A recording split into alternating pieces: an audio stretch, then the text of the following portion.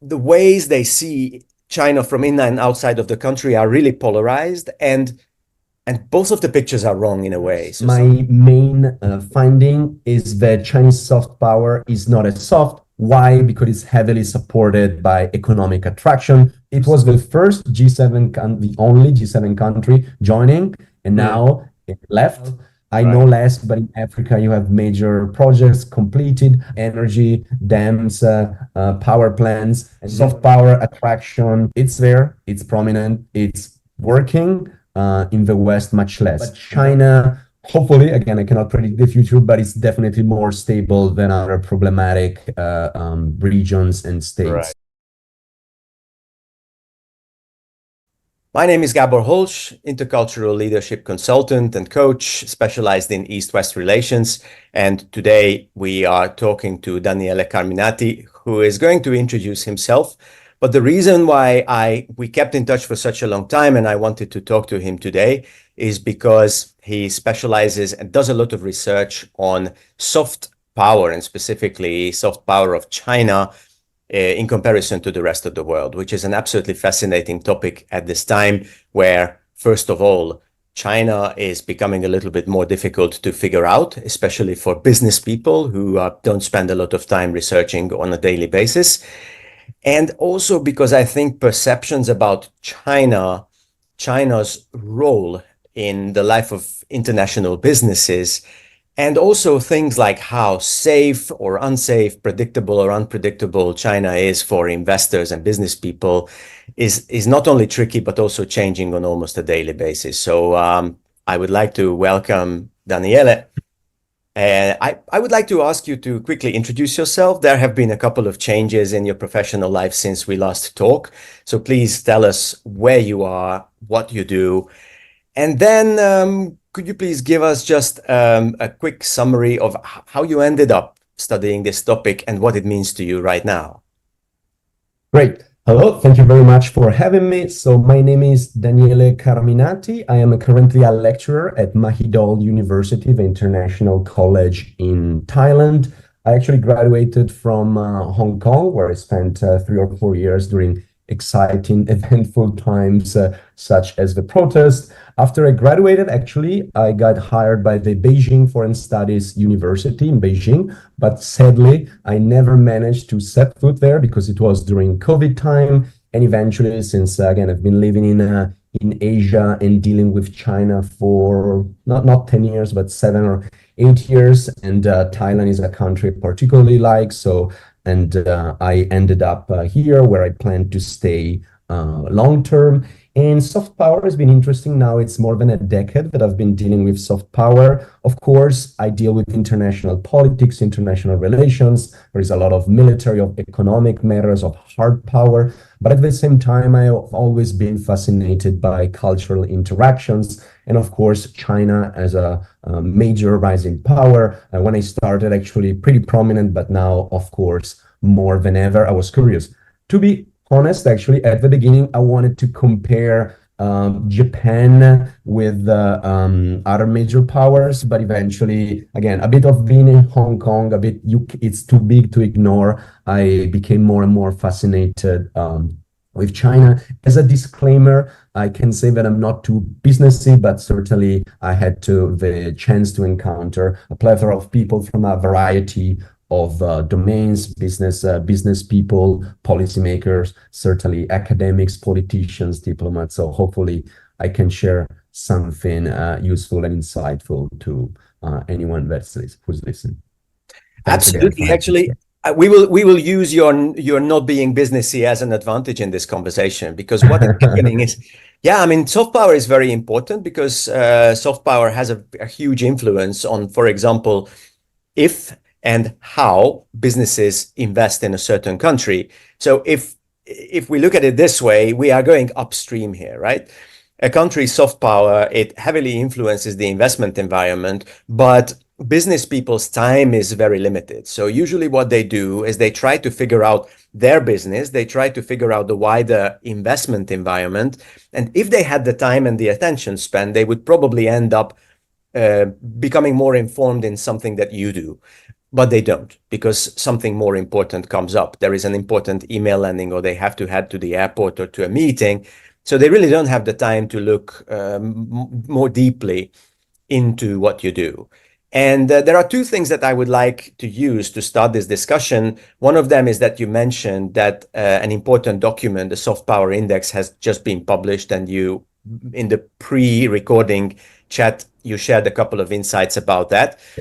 But another one, and so this is more like the how, and the what that I would like to ask you about you first is that apparently there is a huge gap between how China sees itself and how the rest of the world sees China. And even when I talked to executives in multinational companies in China, and also I talked to those some of the executives outside of China whose businesses are exposed to China, I have the feeling, but you will correct me if I'm wrong, that the ways they see China from in and outside of the country are really polarized, and both of the pictures are wrong in a way. So sometimes from outside of China, decision makers demonize the situation in China right now. And when you are in China, it can look a little bit naive or one-sided. And then we have the feeling that the truth is somewhere in the middle. How do you see that? Okay, you're spot on, actually. But let me give a prelude about before introducing the topic, what you say about the economic part. Actually, in my research in these 5 to 7 years, my main finding is that Chinese soft power is not as soft. Why? Because it's heavily supported by economic attraction. To some, economic attraction cannot be considered soft power. And I do agree. That's why I connect the two. So I see how can a country attractivity, familiarity, reputation help investment. And surprisingly, it took 5 years, because the theme of this year Global Soft Power Summit was actually how can businesses draw upon soft power or get some insights from soft power to eventually attract investment. And China, of course, was predominantly featured in this aspect. So once again, let me go briefly through some insights from this year. So first of all, China was fifth last year, which may not tell more, but in some other soft power rankings, because they predominantly use maybe a bit biased or democratic, criteria, is always lower. So China in 2023 was fifth. This year is third. And actually, per report, they say that business and trade and education and science has grown prominently, but they urge to focus on likability. They say that people and values, the country is not perceived as that friendly and as fun. Again, I don't know how to make use of this, but depending of your field, of your data, of your interest, might be of interest. And they suggest that cultural perception and social appeal, China should be focusing on, because eventually they can raise your reputation, which for China is not as high, and they are essential components on soft power. May I interject a question? Yeah. Is it the way they do it with brands? Like how many people know about it and how many people like it? These are two different questions, basically. Absolutely. So again, the main categories of analysis is familiarity, which is not, awareness. I mean, you may know that North Korea exists, but that one is different from being familiar. You may know just a bit. You're not familiar with the country. While for China, familiarity has grown exponentially in the past few years. Reputation is not that bad, to be honest, but we have to see by region and by country, but it's not great.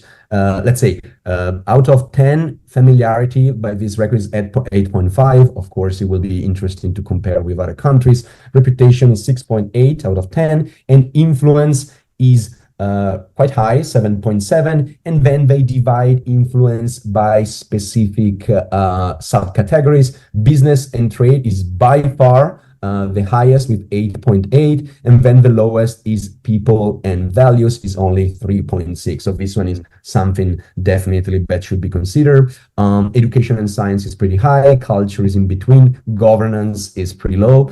Maybe not too surprising. Media and communication is pretty low, but I might disagree because China is how do you say, is increasing is communication effort quite a lot, and I think it's more successful in some places than others. And then what else? International relations is a mixed bag, and then you have sustainable future is still a bit of a mix. But then this year they added this category, which again I cannot access all the data right now, about recommendations. So is China country recommended to invest in, to buy products, to work, to study. But this one is something that right now, once again, I cannot have access. But in this report, you can see actually by region and by country. So I will try to have a look in the coming days and weeks to see. Yeah, there are like marked nuances. And yes, definitely, they mention actually in the opening speech that there is a polarized views. That's why I say that it's maybe surprising that China, in general, soft power might be rising, because we read in Western media. I don't want to overgeneralize, but it's pretty much accurate in Western media. China is not depicted that well, with reason perhaps. I mean, I'm in Thailand. In between, of course, it's an American ally, but the depiction of China is in the media is not as bad. And when I talk to people, it's definitely not as negative. And I'm sure that also is reflected across the whole Southeast Asia and quite possibly in the Middle East and with variations, and in Africa. Once again, generalizing here, but I do think polarization. Yeah, this is good. And and you basically preceded one of the questions I wanted to ask you, because Yes. in the West, definitely some of the narratives that were dominating is, I think it was by Gallup in 2020 that started polling, and they showed these kind of enormous drops in the popularity of China, and then basically responses to questions like, do you think China is going in the right direction, and so on. But on the other hand, this is again, there is a big geographic variation. So my questions would be something like, you already mentioned a couple of places where China's soft power or China's image may not deteriorate or sometimes even improve, as opposed to European Union, Australia, United States, especially in the last couple of years. But then I spend half my time in China and half my time outside, and then there are these kind of interesting narratives, because in Europe, when I'm there, I hear a lot of talk about decoupling, and there is a reason why they call it de-risking. Is basically we wouldn't want to decouple, but being so integrated into China's economy is a huge risk. So this is the story in Europe. I don't know so much about the US, but in Europe, definitely. Then you come over to China, you go to Southeast Asia, and I will again exaggerate for a dramatic effect. You go to a conference, or you go to the Chamber of Commerce, and a lot of local voices says, yes, the West has a worse image about China right now, but who cares, because the West is declining and the global South is rising. And those countries are very numerous. So if you look at places like India, Indonesia, and so on, if China's soft power is improving in those countries, numerically they can be the majority. So do you think China's overall soft power in the world and this narrative of the West declining in importance economically and the global South coming up are connected narratives? Absolutely. Yes. Again, it's polarized, and it's absolutely true that they won't say we don't care, because once again, the realities were caught in between China, the rivalry between China and the US, and they don't, most, especially in Southeast Asia, most countries would not want to choose, they don't want to pick side, they don't want to decouple from any. I was reading, actually, just a brief parenthesis, a report recently for a major consultancy, I don't remember, not Deloitte, but I don't remember, and they mentioned that decoupling is happening between China and Japan and China and the US, but the with so-called reshoring and how do you say, decoupling or in general regionalization is not happening on an actually global scale. I mean, if you even the data, if you balance the data, the trade is growing and trade with China is growing. When I go to in general conference, I talk to people across Southeast Asia, my main area of focus, my main expertise. I do think that with some reservation, with a bit of concerns that they are absolutely eager to interact at any level with China. And interestingly, I do, of course, follow international relations, international politics think tanks, and the pundits, the expert within international relations are the most concerned, but they do not necessarily reflect politicians, let alone business people that, once again, during COVID, and even now, the lack of Chinese tourists and business people coming here was felt, and they tried very hard to improve the situation to attract them. And very timely, actually, today, it restarted Thailand, China. I was not expecting this because of some problems, maybe of some not very welcome people, like, I don't know, maybe some people with a criminal background trying to flee. But as of today, China and Thailand, they opened the borders for tourism, of course. So for 1 month, Chinese people can come here and Thai people can go. And this is permanent. They had it for 1 year, I think. Right. It was a pilot. Now it's permanent. This is huge for soft power. This is huge mutual trust between the country. I'm sure there will be issues, but I'm quite confident that eventually it's going to be beneficial for both. And other countries in the region are probably trying to devise something similar, because Chinese are important, definitely an important market. That's an excellent point, because when you emphasize that this is permanent, I think you wanted to contrast it with the visa-free entry from a number of European countries, which is a temporary measure for a year. So European Union countries and also Switzerland and a couple of Southeast Asian countries like Indonesia. This also fits into something bigger because, for example, for a while, I was quite active in the Benelux chamber, European chamber still. And then when you go to their meetings and you read their reports, then one of the let's say the mindsets with business people is not only that there are these serious issues that undermine China's soft power or image among investors and business people, like, for example, how the national security laws interfere with due diligence and research, what happens to some consultancies, how it's more difficult to enter the country, to get a business visa, and so on. But one of the grievances is that, to again simplify, is that not only do they make it more difficult for us to understand the business environment and do business here, but they don't even try. So it's almost as if it's not so important. And then suddenly comes this, for example, these visa-free entry regulations, and it seems that the Chinese government is really trying. They are trying to improve their status or their image or their soft power. Now, I would like to put this into a longer time frame. We know that when this whole thing, soft power, entered the realm of China's relations with the rest of the world, China took this very, very seriously.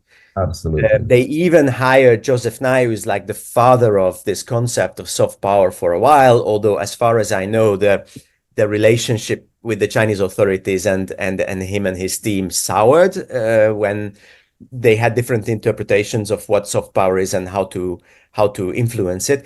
But, you know, all of these multi-billion-dollar projects with the Chinese media all over the world, with Belt and Road, with conferences and so on. So do you see any difference up, down, or no difference at all in how hard China is actively trying to build a soft power as opposed to economic and political dominance? Okay, this is a complex question. To be honest, actually, I'm surprised by some policies from the Chinese government. It seems that it's going in one way, very like opening and still welcoming, but on the other side, sometimes you see, like, I mean, now I cannot think about specific policies, but I was a bit perplexed. So once again, I think, I mean, most agree that the major, of course, there was the Deng Xiaoping opening up, but the major effort, most of the effort started with the Beijing Olympics in 2008, if I'm not mistaken. Right. So that one was a huge moment for China soft power and roughly, or at least attempts to project soft power, a good image of a actually developed country, a growing country, a country with potential. And of course, that one happened close to the financial crisis. So again, once again, global financial crisis still in 2008, 2009. So was it kind of overlap with this idea of the West declining, the US declining. So once again, I think there has been a boost in the first, according to my research and some other prominent scholars, a boost in the few years. Then when Xi Jinping came, so in 2013 or so, it became like a, I wouldn't say iron fist, it became a bit stricter, and it kind of raised this somehow national, I wouldn't say protectionist, but national view of China, this rejuvenation. Then it followed with the, what was that actually? China manufacturing in 2030. I don't remember the exact denomination. Made in That China failed, 2025. made it exactly, but now they actually scaled down. At the Yeah, same time, a bit so quiet about that. yeah, there's been a bit of a mixed bag. And of course, now I've been focusing quite a lot actually on the Belt and Road, both from an economic perspective, the Silk Road initially, the One Belt, One Road, now Belt and Road Initiative. And once again, I can see a split because Italy, for instance, my country, it was the first G7, the only G7 country joining, and now it left. In Eastern Europe is a bit of a mixed bag. There is a port in Greece that brought Right. quite some permanent economic benefits. And then in Eastern Europe, I don't follow much, but it's a bit of a mixed bag. But in Laos, even though with that, they have this, how do you say, this amazing, remarkable, unexpected, how do you say, high-speed railway with debt. We'll see how it ends up. But for now, I read quite a lot of positive, and even from Lao people, it's bringing quite some business. In Indonesia, they open, again, unexpected. It took like 20, 30 years in the making. Then China came, and in a few years with delays, with debt, but they built it. Now, this one can happen in China. In Malaysia, there are talks. The Philippines now is not going well. I know less, but in Africa, you have major projects completed. I do follow generally connectivity, but you have energy, dams, power plants, and these one are all completed and bring in, how do you say, some advantage, some economic benefits to country. So once again, I do see quite a how do you say a divergence between how the perception and actually the interest of China. Is not that China has abandoned the idea of actually entering the West or how do you say converting some heart and minds, attracting some heart and minds in the West, but it's becoming increasingly difficult. And this is also reflected, so I don't, sorry, I'm a bit all over the place, even Confucius Institutes. That Confucius Institutes, they skyrocketed, but now a few countries in the West are closing that. For the audience, Confucius Institute are the cultural centers of China, in principle to promote culture and language, but they've been accused in the West with not actually some, like, how do you say, smoking gun proofs and evidence that it was actually the case. I'm not denying that probably there was some attempt, of course, to promote China in not so fruitful ways, but in Thailand, in most of the developing country, they offer free Chinese courses, probably business liaison. I'm not too familiar, so they're welcoming, and I haven't heard of almost a single Confucius Institute closing in the developing world, while in the West, quite a few. So once again, investment, connectivity is welcome. The digital, so-called digital Silk Road, Huawei, that of course was kicked out, if I'm not mistaken, by the US, and skepticism in Europe. Here, it's not all everywhere, but it's pretty much welcome in Africa, I don't know, in the Middle East, definitely in Southeast Asia. And once again, now this visa for Italians, for other countries, and for a few countries in Southeast Asia, 1 year visa.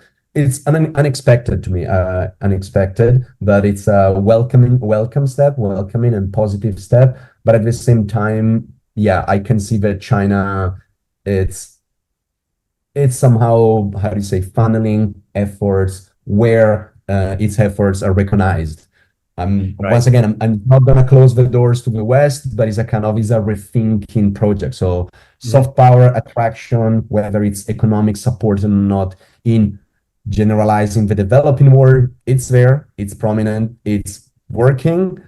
In the West, much less. And then one last addition. Right. There is a book actually, it's called, I think, Beijing Offensive, from a prominent scholar from the Council on Foreign Relations, Right. in Yeah. which the author claim that yeah, there is sharp power.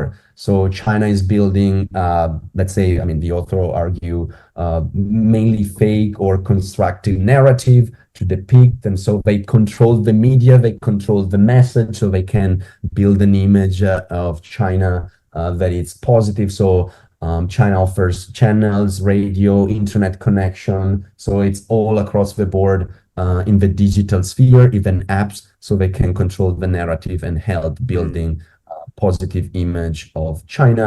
I think that this is partly true. Of course, that book has a ton of, how to say, of evidence, but I think that I haven't read there it. is more to it. There is still more to it, but it's a fascinating book Right. nonetheless. But once again, to be compared with other opinions. I think it's a bit, yeah, too, it's a bit one-sided, but definitely worth, and the evidence, it's there, it's there. Perfect. Listen, to ask my last question, I would like to just Please. add a little bit of context again, because we kept talking about the East and West, and an interesting Yeah, okay, case, yeah, and you said that actually you don't have that much of an insight into Eastern Europe, but I am Hungarian, and I recently spent more exactly. time in Hungary, and Hungary is a very interesting case because especially during the pandemic, it was probably the most pro-China state in the European Union. I would like to add something else. So when I go to places like Germany, even Hungary, but definitely Germany, Holland, Italy, where people are afraid of certain aspects of doing business in China, like, for example, the national security law. You cannot, I mean, maybe you can, but I meet companies that before they send executive to China, they give them burner laptops and burner phones, phones that Heard, they just heard. take out of the package because they are afraid of data being stolen from their computers and so on. So based on your research and based on everything you know about China's soft power and how the soft power itself influences decision makers' approach to China, could you please give us one example? Let's say we are now directly talking to business decision makers here. Yes. What is one thing, let's say a negative that they hear about China these days, which you think is complete nonsense and you really have to be careful not to believe it because it leads you to the wrong place? And what is one thing in this narrative that is really something that they must take seriously and include in their decisions about doing business in China for the next couple of years? Oh, that's a tough one, to be honest, So because just imagine that one of my clients actually goes to you and says, Daniele, you have done a lot of research on soft power in China. How is that useful to me? Like, how can you help me building a better strategy in China or make better decisions about investment, hiring people, opening companies, marketing, and so on? How does this Mhm. influence my own practical business? Yes, I mean, this is probably more of the vein, but definitely China, this is nothing new. It's not easy, but there is definitely a lot of misinformation. So thing that has been lost, especially during COVID, is the human touch. You read the news, which are filtered, recycle, and two, three, four. So once again, people like you are remarkable, and how do you say, very useful bridges between the two. So once again, in principle, like try it might sound a bit how do you say obvious, but multiple perspective. Do it slow, do it carefully. Don't just rush in. But like don't stop at the first one or two negative opinions because there is much more to it. And China, actually, I've seen actually recently that I think it is eager. It is reviewing a bit of its strict policies, and they know that even, especially with the economic downturn, they know that even reluctantly, perhaps, they still need to be open to the West. And once again, in Southeast Asia, I mean, there is Singapore, but other countries, they don't have as much to offer, especially from a technological standpoint and know-how than the Western developed countries. So, I mean, there are still a lot of opportunities. And once again, they need you as much as you need them. So there is definitely space, room for dialogue and to compromise, and opportunities are there. Yeah, it's probably not exactly what you're asking, but I think it's a bit too specific, and I don't have enough right now to provide No, I think a clear-cut answer to that. no, I think it's call for action. It's basically encouragement to look deeper into these issues before we include them in business decision making. And this is yes, please. I would like to add you something recently, quite interesting. Actually, an Italian how do you say, organizations from in Chongqing, they wanted to have a chat with me. And once again, I mentioned, fair enough, but I'm not that businessy. And they say that during COVID, almost to a zero, they do student exchange and business exchanges from a generic business, but they deal a lot with advanced technologies. So once again, something that is sensitive between Italy and China. And he told me that they've restarted with baby steps, but it's going well. And once again, people, both sides are eager. And even if they organize 1 week, you just go there and you, how do you say, demystify a lot of misconception. Once again, it sounds obvious, but it is the way it is. They say a lot of people are reluctant, and then they say, come on, come 1 week. We are partly Italian, partly Chinese. We will welcome you. We will help you in any possible way. And he says baby steps for now, but it's working. So once again, that's what my generic suggestion, as much as it's worth, for what it's worth. Excellent. So basically, in the notes, we are going to share as much as we can from the public domain about that soft power index. We can share links to these events. And then my last question to you is, what else would you like to share with my audience, who are basically business people, executives, and so on, who do business between East and West, about what you're up to, what you do? What would be let's say somebody says, I really want to know a little bit more about this. What else will we share about your activities here in the notes? Again, there are a lot of think tanks that they are data driven. So once again, it might be useful that I can share the links with you, but they are really insightful and they're not partisan, not biased. So once again, there are a lot of resources open. Actually, most of them are free to access. That can provide like very sound data about both perceptions, but actually their insightful policies, how they're changing. So you can always be up to date on the situation. Of course, there are more and more organizations trying to deal with geopolitical risk, but China, hopefully, again, I cannot predict the future, but it's definitely more stable than other problematic regions and states. Right. So China, from what I hear, the sentiment from my acquaintances, both in Southeast Asia, but also European, not as many Americans, they are still eager. So there are still a lot of opportunities, and and they are more optimistic than pessimistic about the situation. So once again, I will share some links for your audience, because there are some think tanks and organizations that are really spot on and very helpful to let you take an informed decision, let's say.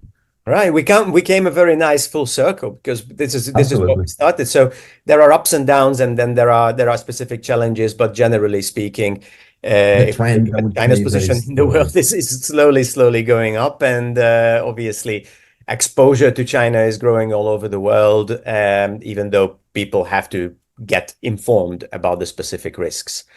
Daniele, thank you so much. Is there anything else? It's a pleasure. Really glad that I hope I can be of help. No, I hope I was of help. Of course, once again, my expertise IR, but I think they're overlapping quite a lot. And actually, my research is the overlapping between soft and economic power. So hopefully, my insights, my perspective could be of help. Thank you very much for having me. It was really a great pleasure. Hopefully, we will meet in person sooner No, than no, and later. then also I will include in the show notes ways to get in touch with you, and I hope that does happen, and people will spend a little bit of time on trying to go deeper into these issues and include it into their decision making. Thank you Great. so much for today's conversation. Thanks Where a are lot. you right now? Bangkok, yes, Bangkok. spot So on. in that Yep. case, yeah, have a nice rest of the day ahead of you. You enjoy China. We'll keep in touch. Thanks. Enjoy the rest of your day. You. Bye bye. Thanks a Bye lot. bye. Bye.